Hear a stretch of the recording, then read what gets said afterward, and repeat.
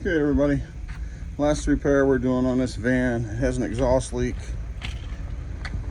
I'm gonna do it old school. Got a shop vac running in there, opposite side where it blows out, not suction. I'm putting pressure to it, and we're gonna try and find these exhaust leaks. Be right back. Okay, there's one exhaust leak so far, right here at this connection.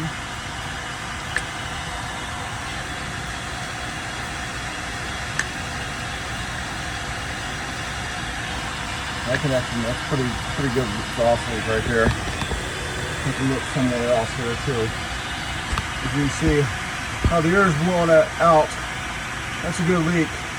It's a nice easy way of using a shop vac to do this. Oh, this one does have a little bit of a leak right there. See it?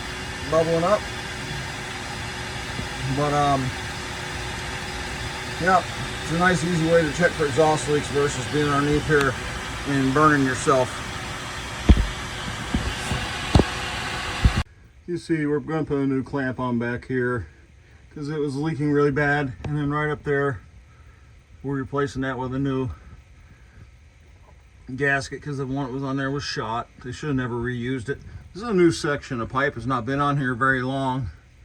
The person we bought the van from that we're going to be giving to this family said that he just had a new section of exhaust put on. Well, we found it. We also found 2 leaks, and I just can't believe a shop would use the same gaskets and not put new clamps and stuff on. I mean, this is just piss poor.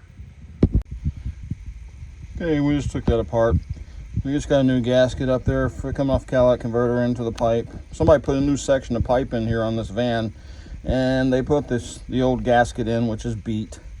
So we got a new gasket, and then we also got a new 2-inch clamp for the backside because the backside is messed up.